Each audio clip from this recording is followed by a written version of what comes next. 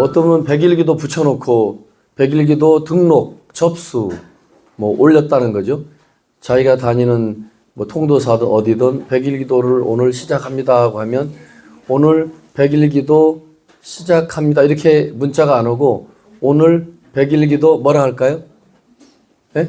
오늘 백일기도 시작하는 날을 네, 오늘 백일기도 입제일입니다. 이렇게 입제일이라 하지 시작합니다 안 해요. 백일기도가 끝났다. 끝나는 날 여러분 오십시오 할 때는 백일기도 회향일에 오늘은 백일기도 회향일입니다. 그렇게 이제 문자를 뭐 요즘 그 카톡으로 보내게 되겠죠. 야, 엄청 시원하네요. 엄청 시원하다 오늘. 그런 것도 아시고 절에는 다 이 사찰은 모든 기도의 시작이 특별한 경우 빼놓고는 오전 10시를 기준으로 해요.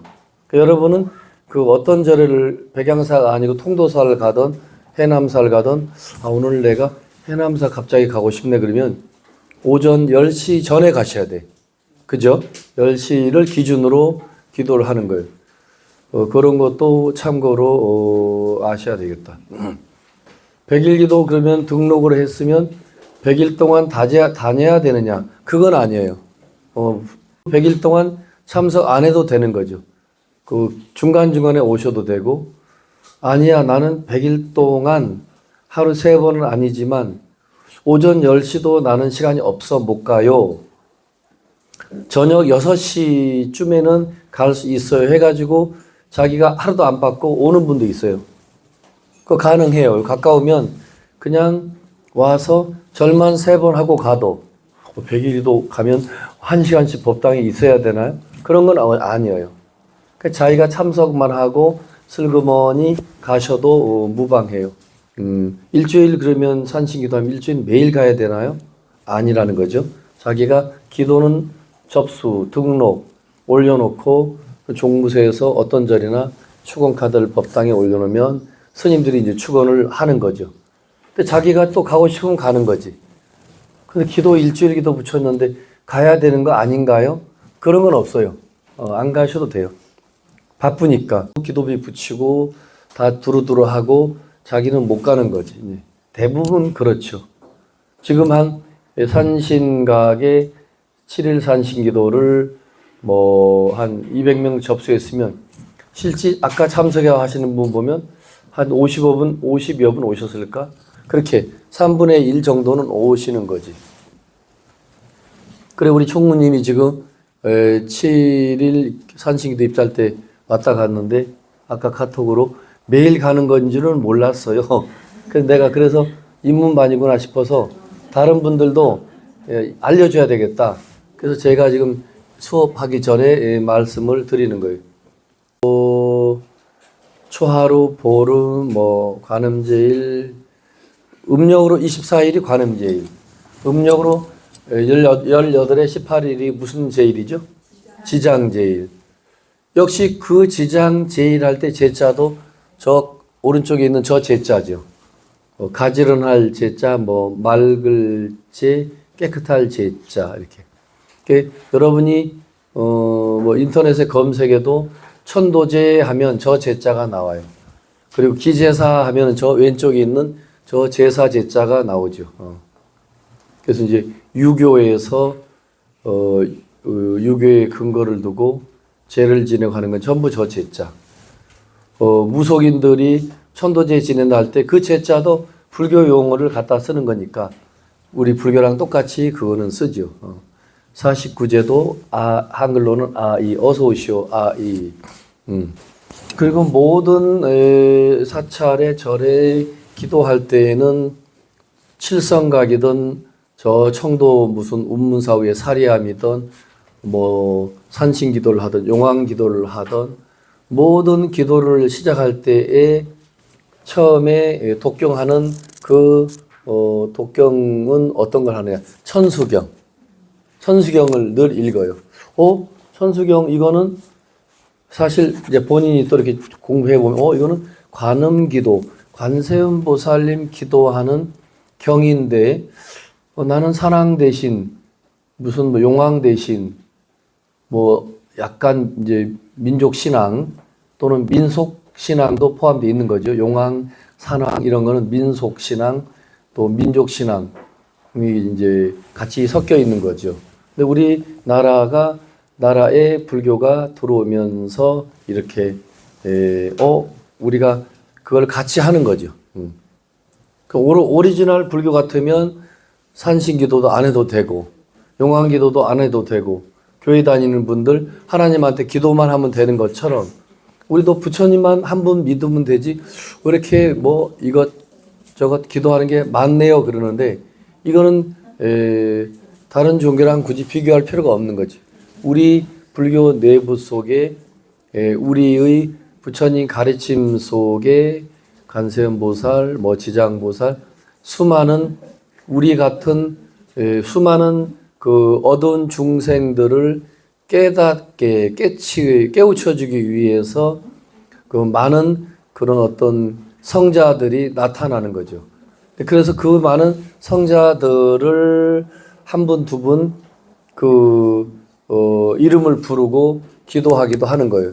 다만 분명히 우리가 지금 이 인문방 공부하면서 확실히 머릿속에 입력해 둬야 될 거는 그 수많은 관세음, 지장, 보현, 미르 수많은 경전에 등장하고 절에 가면 사찰에서 막 부르고 그림으로 불상으로 모셔져 있는데 그 석가모니 부처님 한 분을 빼고는 다 이 세상에 태어났던 사람은 아닌 거야. 아셨죠? 관세음보살이 삼국시대 사람이에요. 예를 들면 관세음보살님이 인도 사람이세요? 궁금하잖아. 그죠? 나중에 우리가 대승불교 등등 종합적으로 많은 이제 공부를 하게 되면 이제 이런 그 이야기들도 하나도 헷갈릴 게 없어요. 법신불, 보신불, 화신불 이걸 삼신불이라고 그래요. 법신불, 보신불, 화신불. 여기서 화신불이 석가모니 부처님이에요. 이 세상에 태어난 인간 석가모니 80년을 살다가 우리 같이 똑같이 돌아가신 분. 그 인간의 모습으로 이 땅에 약 3,000년 전에 오셨던 그분은 부처님인데 불교에서 하나의 이제 학설로 만들어 놨다고 생각하시면 돼요. 그분을 이 세상의 중생을 교화로 잠시 변화해서 오신 그 부처님이 화신불인 거죠. 인간의 모습으로 온 거야. 그런데 그 부처님이 수많은 세월을 무량한 세월을 두고 죽고 태어나고 죽고 태어나면서 그 사람만이 자기가 이룩하고 성취해 놓은 어떤 능력이 있는 거예요. 어떤 능력. 그 능력으로서의 부처님을 보신불이라고 그래요. 예. 보신은 어떤 결과로서의 보답한다 할 때도 그 보자를 써요. 보답할 보자입니다. 그 보자가. 근데 보신불은 수많은 무량한 세월을 수행을 하고 해서 내 스스로에게 갖춰져 있는 능력으로서의 복과 지혜를 갖춘 능력으로서의 부처님을 보신불이라 한다. 자, 줄이면 복과 지혜를 갖춘 능력의 부처님을 보신불이라 하고 한 인간 석가모니 부처님은 뭐라 한다고? 화신불. 그리고 영원히 죽지 않는 영원한 진리 부처님으로서의 부처님을 뭐라 한다고요? 법신불. 인도 말로는 바이로차나 붓다. 인도 사람들은 바이로차나라고 그래요. 바이로차나. 붓다가 우리말로 부처, 한문으로 불. 근데 인도 사람들은 바이로차나 붓다 그런다고. 바이로차나 붓다. 샤카무니 붓다. 근데 우리나라에서는 샤카무니가 아니고 석가모니 불. 우리 한글식으로는 뜻으로는 석가모니 부처님. 부처님 그러죠. 그리고 그 비로자나부를 한문 뜻으로 옮겨 적으면 뭘 한다고? 법신불. 네. 그래서 법신은 진리의 몸이라는 뜻 아셨죠? 법신이 무슨 뜻이라고? 진리의 몸. 법신 몸신자입니다. 귀신 신자가 아니고 법신, 보신, 화신 할 때 신은 몸 신자를 써요. 문을 열고 들어가셔서 부처님 향해서 반배를 하시고 본인들이 이제 향을 피러 가고 싶으면 앞에 나가서 향을 하나 초에 붙여서 끄고 향로에 꽂고 꽂고 바로 그 자리에서 이렇게 반배하고 뒷걸음 뒤 여기가 짧으면 뒷걸음쳐서 나와도 되고 아니면 좀 멀면 돌아서 이제 나오셔서 자기가 절하고 싶은 적당한 자리 가운데도 좋고 옆에 가서 이제 절 반배하고 여기 올라가면 더 잘 보이겠구나. 3번 마지막에 이렇게 절을 했어요. 이렇게 했습니다. 하고 벌떡 안 일어나고 다시 손바닥을 당겨서 앞에 붙이고 다시 한번 고개를 숙인다고 그랬죠. 그걸 뭐라고 그랬죠? 고두레. 머리를 다시 두드린다 해서 고두레. 머리를 다시 숙이고 예배를 한다 해서 예배할 했자 고두레. 그러면 일어날 때는 왼손 오른손. 절할 때는 오른손을 먼저 내리고 왼손을 먼저. 절할 때는 그대로 앉아서 오른손 왼손 그대로 절하고. 근데 여기서 이렇게 하면 힘들잖아, 그죠? 자기 앞으로 자연스럽게 당겨서 뒤에 발바닥을 이렇게 세우고 자연스럽게 왼손 오른손 그리고 그대로 일어나도 지금 저는 장삼을 입어서 그렇지 여러분 같으면 그대로 이렇게 일어나시면 돼요. 그대로 일어나서 또 절하고 오른손 왼손 그리고 짚고 이렇게 엉덩이를 들고 다시 발바닥을 세워서 왼손 오른손 그대로 저는 그대로 일어나기 힘들어요. 그러면 이렇게 가슴에 대고 오른손을 이렇게 한쪽 짚고 조심히 넘어질까봐 이렇게 해서 그대로 일어나서 또 합장하고 그대로 해서 오른손 왼손 3번 하고 그 다음에 이걸 당겨서 잠시 다시 한번 그리고 이제 일어나서 왼손 오른손 그대로 일어날 수 있으면 그대로 일어나는 거죠. 그렇게 하고 그대로 한 60도 정도 절을 다 하고 이제 본인이 자기 자리를 잡고 무릎 꿇고 앉는 게 습관 되신 분은 무릎 꿇고 아니면 그냥 편하게 앉고 싶다. 그래서 편하게 앉는데 보통은 그냥 이렇게 왼발을 오른발 위에 왼발 오른발 위에 이렇게 얹고 앉는 것을 자 따라하세요. 반가부자라고 그래 이게. 저는 그러면 아니야 오른발을 이렇게 왼쪽에 이렇게 올려놓고 싶어요. 될까요 안 될까요? 됩니다. 이렇게 자기 하고 싶은 대로. 또 이것도 안 되는 줄 알고 하면 안 돼. 그래 나는 불편해 이게 나. 그럼 이렇게 하시면 돼요. 보이죠? 근데 나는 다리도 이만기처럼 이렇게 두꺼워서 올리는 게 힘들어요.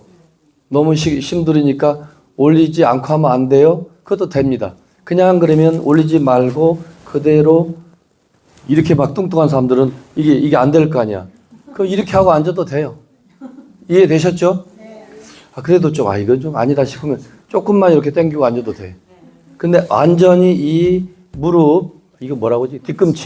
뒤꿈치가 여기 최대한 안으로 붙여서 요렇게 붙이고 앉는 것을 따라하세요. 평좌라고 그래요.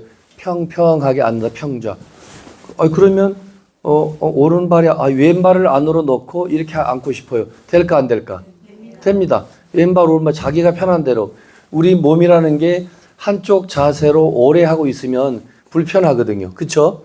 그러니까 본인이 교대로 좀 한 30분 앉는데 다리가 아파 그러면 바꿔서 이렇게 또 이렇게 평좌로 많이 스님들 세계에도 처음 스님이 돼서 선방에 다닐 때 이게 안 된다. 이제 우리 같은 경우는 이제 이 결가부자 이렇게 다 되잖아. 그죠? 결가부자에서 스님들이 이렇게 앉는다고. 보이죠? 네. 보이죠? 이게 결가부자야.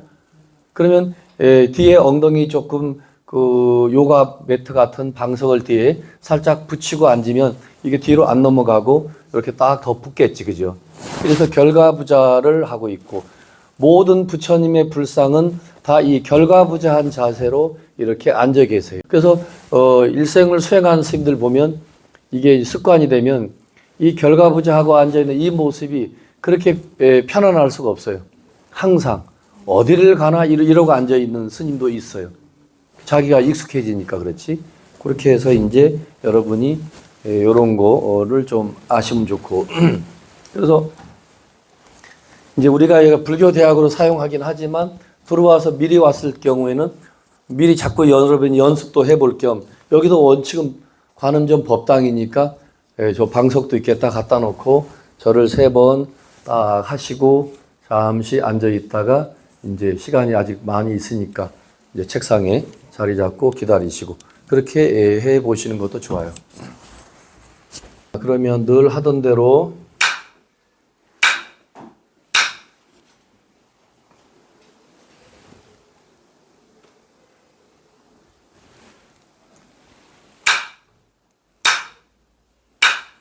이 죽비 치는 이것 하나에 여러분이 쉽게 생각하시면 좋아요. 목탁이나 죽비나 이런 흔드는 요령이나 이게 다 뭐 처음부터 있었던 건 아니에요. 하나의 불교 어떤 의식을 진행하기 위한 하나의 도구로서 이게 어느 날부터 이런 게 이제 하나하나 만들어진 거죠. 근데 이 죽비 이거는 부처님 당시 똑같은 모양은 아니지만 부처님 당시부터 하나의 기도 아니죠. 공부하는 신호를 알리는 하나의 도구로서 이게 오래전부터 사용했던 거죠.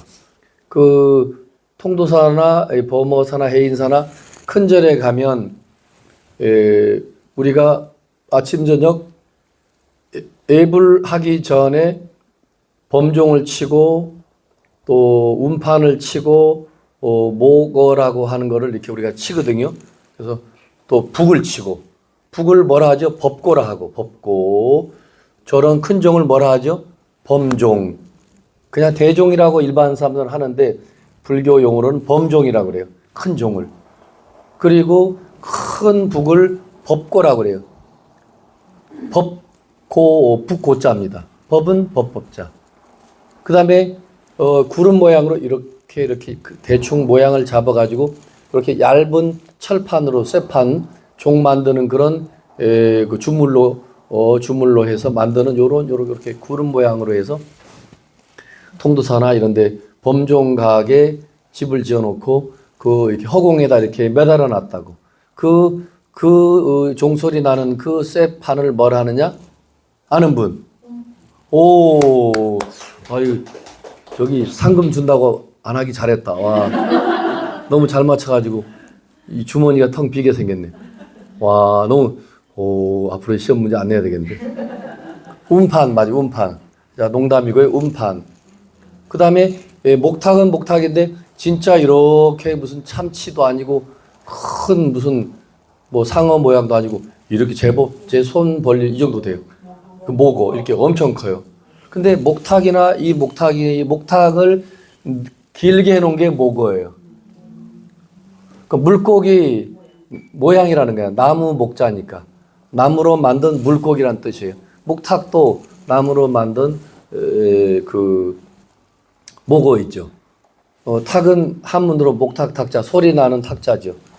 그런데 그래서 그 범종을 치는 것은 우리가 그렇게 의미를 담은 거예요. 우리가 코에 걸면 코골이지. 지옥 중생을 위해서는 범종을 친다라고 우리가 의미를 담아서 치는 거고, 모고는 벌써 물고기니까 벌써 여러분이 상상이 가능하죠? 물고기를 위해서, 물에 사는 모든 수중 생명을 위해서 모고를 쳐주는 거고, 따다닥 따다닥 따다닥 이렇게 치죠. 목탁처럼 똑똑똑 치는 게 아니고 그 우리 북치는 채로 2개로 그 저녁 새벽마다 그 책임 맡은 담당자 스님이 들어가서 따따닥 따따닥 따따닥 따따닥 따따닥 따따닥 이렇게 해서 치는 식이 있죠. 그 다음에 운판은 이 허공에 눈에 보이지는 않지만 중음신을 포함해서, 중음신이란 말도 여러분 생소할 수 있는데, 중음이 뭐냐? 이승에서 죽고 아무튼 저쪽에 호랑이가 되던 청와대에 가서 태어나던 부잣집에 태어나든 따질 것 없이 이승에서 저승으로 가서 태어나지 못한 상태가 있어요. 중간지대에 있는 거야. 그거를 중음신이라고 그래요. 다시 새로운 생명으로 동물의 육체 생명이든 인간의 육체 생명이든 그 육체라는 몸이라는 것을 받아가지고 나오기 전에 잠시 이쪽도 저쪽도 가지 못하고 중간지대에 있는 그런 눈에는 보이지 않지만 뭐 그걸 에너지라 해도 좋고 불교에서 말하는 뭐 영혼이라 해도 좋고 무슨 신이라 해도 좋은데 뭐라고 이름을 붙이건 간에 눈에는 안 보여. 그래서 이쪽도 저쪽도 아닌 중간지대에 있는 그 신을 중음신이라고 그래요.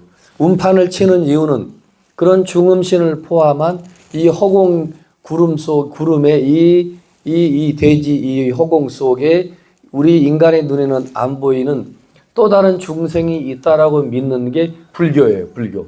이해되셨죠? 그 중생을 위해서 그 네 가지 중에 뭘 친다고? 음판을 쳐요. 그리고 마지막에 법고는 이제 가죽으로 벗겨서게 만든 거거든. 음판. 아니 저기 법고 보셨죠? 대형 북 뭐 어마어마 양팔로 벌려도 안 될 정도의 통사건은 어마어마합니다. 그거는 그 가죽 그 북이 상징하는 그대로 축생을 위해서 소나 말이나 돼지나 그런 네 발 달린 짐승들 축생들의 해탈을 위해서 그 법고를 쳐지고 음판은 눈에 보이지 않지만 이 허공계의 또 다른 중생을 위해서 쳐주는 거고 모고는 물고기의 해탈을 위해서 쳐주는 거고 범종은 지옥 중생의 해탈을 위해서 쳐주는 거예요. 됐죠? 그렇게 이제 돼 있어요. 대웅전 16나한을 모신 곳은 나한전이라 해야 되는데 우리는 응진전으로 돼 있죠. 또 지장보살님 모신 법당은 지장전이라 해도 되고 우리는 뭐라고 돼 있죠? 명부전이라고 돼 있어요. 명부가 무슨 뜻이 하면 그야말로 어두운 세계라는 뜻이에요. 명이 이럴 때 명은 어두울 명자입니다. 가만히 명자, 어두울 명자야. 그러니까 저승세계는 우리가 그렇게 상상을 하는 거예요. 어두운 세계일 거다라고. 조금 이해가 되죠? 우리 지금 백양사는 명부전, 칠성각인데 또 가운데 북두칠성을 사실 모셔놓은 거예요. 근데 이게 이제 중국화된 불교입니다. 중국이 도교의 영향도 일정 부분 있다고 인정해야 돼. 도교의 영향이 있는 거야. 불교에는 칠성열애를 모실 필요가 없는데. 그래서 중국 사람들이 도교를 좋아하다 보니까 당신들이 믿는 칠성님도 우리 절에 오면 있다라고 하고 우리가 모셔놓는 거지. 그러면서 거기다 부처님 이름을 갖다 붙여놓는 거야. 칠성님이라 안 하고 칠성열애불. 자 따라해보세요. 칠성열애불, 석가열애불. 열애라는 게 부처님이라는 뜻이니까 온전한 진리로부터 오신 분을 한문으로 거창한 말로 열애라고 그래요. 그 여자가 같을 여자야. 진리 그대로 진실여여한 진리의 세계에서 오신 분을 여래라고 그래요. 같을 여, 올래자. 뜻을 알고 보면 엄청 뜻이 좋죠. 독성, 산신, 3종 세트로 해서 칠성각에 모셔놓기도 해요. 우리는 칠성각이라고 했지만 원래는 칠성각이라고 쓰면 안 돼. 안 돼요. 삼성각이라고 쓰는 게 더 맞아요. 삼성각. 통도사도 삼성각이라고 써 있어요. 칠성각이면 칠성만 모셔져 있어야지. 무슨 말인지 알죠? 그런데 백양사뿐만 아니라 대부분 사찰들이 대표 선수 마냥 칠성을 현판에다 내세우고 그 안에 들어가 보면 산랑 대신도 모셔놓고 청도 운문사후에 사리함에 기도하는 나반주원자 들어봤죠? 그게 독성이라는 뜻이에요. 홀로 그 연기법을 깨달은 500라한 16아라한 중에 대표 선수 한 명만을 이렇게 모셔서 홀로 성자를 모셨다 해서 홀로 독자 독성이라고 그래요. 성인 성자. 이해되셨죠? 독성님, 독성님. 근데 기도할 때는 독성님, 독성님 안 하고 뭐라 부르죠? 나반존자, 나반존자. 인도말이야, 인도말. 그냥 인도말로 나반존자가 독성님이라는 뜻이에요. 나반존자, 나반존자 이렇게 기도를 한다고. 그래서 나반전이라고도 써 있는 경우도 있지만 대부분 독성각 그래요. 근데 여러분이 이제 그 불교에 관심이 있어 입문하신 분들이니까 하나 더 그 설명해 드리면 왜 대웅전, 명부전, 관음전인데 왜 산신각, 실성각, 독성각이라 하느냐. 집이 작은 집을 한자로는 각이라고 그래요. 아셨죠? 집이 큰 집을 똑같은 집을 뜻해요. 집 전자입니다. 집 전자야. 각자도 집 각자입니다. 그래서 우물을 만들어 놓고 우물에 이렇게 지붕을 씌워 놓고 지붕만 씌워 놓고 그 집을 자 따라하세요. 수각. 그 옹달샘이든 뭐 무슨 우물이든 그 집 각자를 써서 실성각처럼 수각이라고 그래요. 수각. 우리도 여기 수각인 거지. 근데 우리는 전임 주지 스님이 용왕을 잘 이렇게 직사각형 그 돌판에다가 그 양각으로 잘 파가지고 그 지금 용왕님을 모셔놨죠. 그죠? 그러니까 우리는 용왕님을 모셔져 있으니까 용왕각이라고 해도 무방한 거죠. 그래서 규모가 작은 집은 각이라 하고 규모가 큰 법당은 전을 쓴다. 대체적으로 부처님을 모셔져 있는 곳은 집이 좀 작아도 다 전이라 그래요. 그래서 또 요 설명까지 안 하고 나면 어떤 절에 가면 조그만한 그 산신각처럼 작은 법당인데도 대웅전이라고 써 있네요. 제가 제대로 말 안 해놓으면 나중에 제 또 머리카락도 붙들러 올지 몰라. 머리카락도 없네. 나중에 스님이 작은 집은 분명히 각이라 했는데 산신각보다 더 작은 법당이 실제 있어요. 어떤 절에 가면 높은 절에 가면 조그마한 암자에 법당이 3평도 안 돼. 진짜로 이렇게 바위 속에 이렇게 해가지고 붙여서 한 3평도 안 되는 법당을 꾸며놓고 대웅전. 백양사 주의 스님이 분명히 집이 이렇게 작으면 각이라 했으니까 대웅각이라고 해야 되는데 대웅전이라고 되어 있네. 이게 왜 그런가 하는데 그렇진 않아요. 부처님을 모신 법당은 규모가 크던 작던 관계없이 전자를 쓴다는 거. 그것도 참고로 아시고. 다만 우리 백양사나 또 어떤 큰 절처럼 대웅전은 대웅전인데 규모가 이렇게 100평, 150평 크다 보면 현판을 걸어야 되는데 대웅전 3글자만 써서 그 현판을 걸어 놓으면 뭐가 조화가 안 맞아요. 그렇겠죠. 그래서 4글자를 써 놓는 거야. 우리처럼 대웅보전. 그 꽉 글자가 차게 해서 이렇게 해 놓죠. 통도사 같은 데도 그냥 대웅전이에요. 충분해요. 3글자로 써도 다 이게 적당히 조화를 이루는데 이렇게 간혹 이렇게 어마어마하게 크게 대웅전을 짓게 되면 보자를 넣어서 대웅보전을 넣었는데 입문반 여러분들 입장에서 왜 대부분 대웅전인데 보자를 왜 또 넣었을까? 그것은 건물 규모가 크면 건물 규모가 작은데 굳이 또 어떤 절에 가면 대웅보전이라고 현판을 걸었다 안 걸었다. 그런 곳이 있을까 없을까요? 있어요. 해우소, 화장실은 해우소라고 되어 있고 정확한 이거는 출처는 저의 직계 노스님인 통도사 극락암에서 근현대의 가장 이름나고 도인 스님으로 1930년대 그 시절에 20대, 30대 초반부터 그러니까 시인이기도 하고 풍류도 아주 그리고 어떤 예술적인 스님이다 보니까 화장실 이름도 이렇게 뭔가 예술적으로 지은 거죠. 이게 도인이 아니면 지을 수 없어. 자, 따라해 보세요. 근심을 푸는 곳. 그렇죠. 아니, 아무리 어쩌고 해도 그 근심이 이 세상에 제일 미치고 환장하잖아. 그죠? 막 그냥 어디 버스 타고 가다가 볼일을 봐야 되는데, 이거 지금 차도 안 세워지고, 어린 꼬맹이들 막 어려서, 그죠? 바지에 막 실내할 수 있잖아. 근데 이거는 참 진짜 해학적이야. 오줌 두는 장소를 뭐라 했냐면, 자, 따라하세요. 급함을 쉬는 곳. 휴급소. 그 휴식할 때 휘자에다가 급할 급자에다가 장소 소자 발음도 안 되네. 휴급소야. 휴급소. 휴게소 마냥 휴급소. 근데 대변 보는 그건 더 크잖아. 더 급하잖아.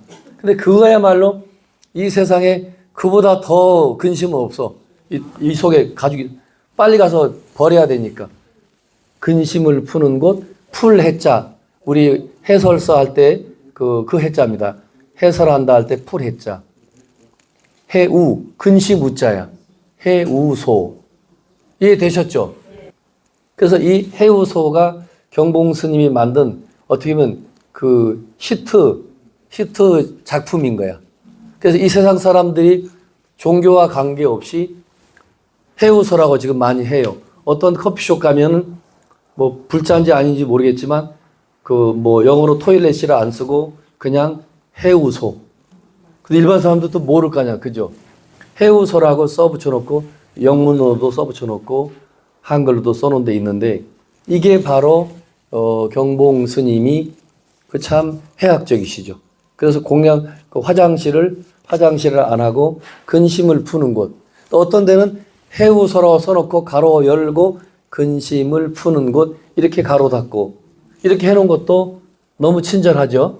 그런 것도 있기는 있어요. 모든 사찰의 사무를 보는 것은 일반 사회는 사무소, 사무실 그러는데 절에서는 뭐라 하죠? 종무소, 족의 종이잖아, 그죠? 종무, 그래서 종무소라 하는 거예요. 그리고 이제 여기 해우소 뒤편에 바로 이 절을 최초로 설립하신 설립자, 절에서는 이제 창건주라 하죠. 최초 설립하신 그 스님의 그 부도, 사리탑을 저 해우소 뒤편에 이렇게 삭가 쓰고 있는 모양으로 해서 모셔져 있어요. 보셨죠? 한 번씩 도량을 돌아보시기 바랍니다. 그리고 요 앞에는 종무소 앞에는 어떤 분이 서 계시죠? 서 계신 분이 누구예요? 달마대사. 근데 원래 이름은 자 따라하십니다. 보리달마. 보리달마야.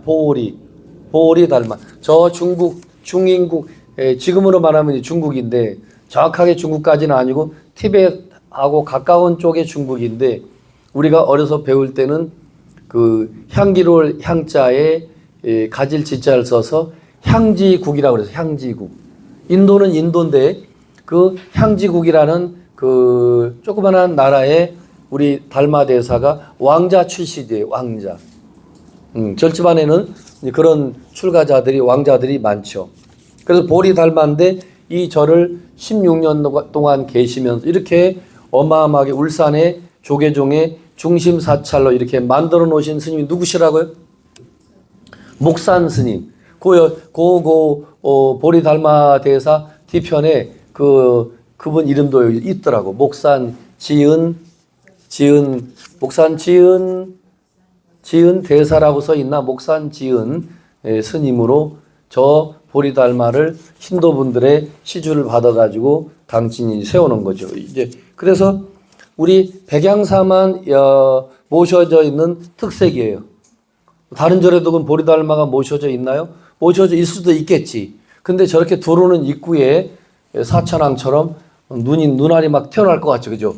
막 이렇게 무섭게 해가지고 그래서 그 어른이 어떤 좋은 의미를 담아서 또 불교의 석가모니 다음으로 마음 공부하는 그 참선 공부법을 중국으로 건너와서 최초로 서기 527년에 중국으로 건너와서 이 경전 말고 책 말고 직접 참선 공부하는 마음법, 마음 닦는 신법, 그 마음 닦는 신법을 전해주신 스님이 보리달마예요. 그래서 이 불교 역사에서는 훌륭한 분이 많지만 조금 넓게 말하면 석가모니 부처님 다음으로 유명하신 분이 보리달마예요. 우리 한문 문화권인 이 중국, 한국, 일본을 대만을 포함한 이 동북아시아 쪽에서는 석가모니 다음으로 유명하신 분이 보리달마. 근데 우리는 보통 달마대사 그러죠. 돌아가신 스님인데 역대로 도인 스님을 우리 불교에서는 그냥 도인이라 안 하고 할아버지 조자를 써서 스승사자 조사라고 그래요. 조사 스님 그래요. 조사. 달마 조사. 달마 대사라고 많이 들어봤죠. 그죠? 근데 원칙은 달마 조사. 그 다음에 참선하는 스님은 선사. 일반적으로 한문으로는 그냥 스님을 존칭해서 다 큰 대자 써서 스승사자 써서 대사라고 그래요. 대사. 우리말로 하면 큰 스님이란 뜻이에요.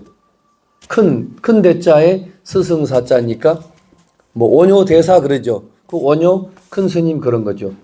그리고 파 마늘도 안 먹는다. 뭐도 안 먹는다. 하루에 한 끼 먹는다. 음식도 가린다.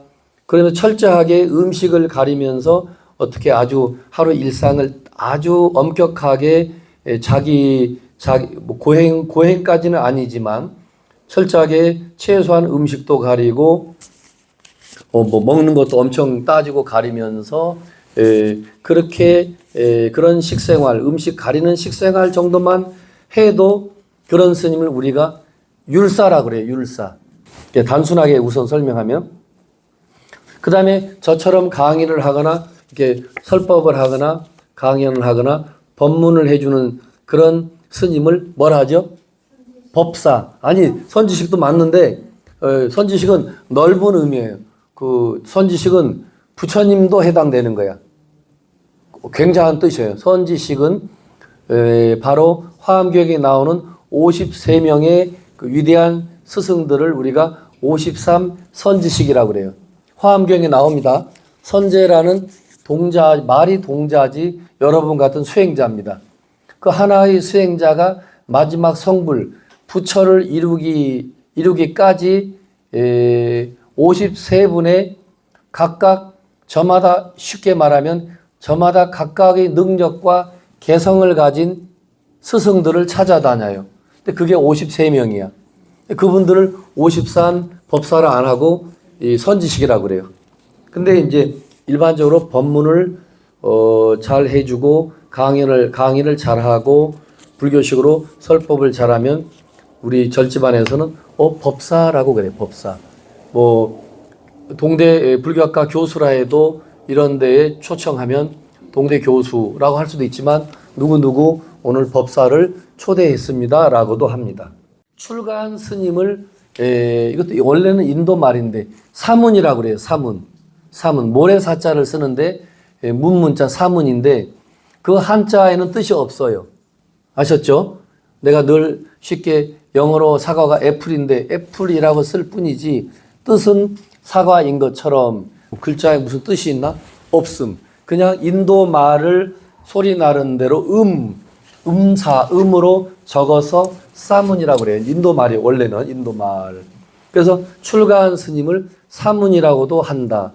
출가한 스님을 통칭 남녀 비구 비구니를 다 포함해서 사문이라고 호칭을 하고 남자 스님을 비구 스님. 굳이 우리 한국이니까 그냥 스님을 붙여줘야지. 여자 스님을 비구니 스님. 자, 1교시를 마칩니다.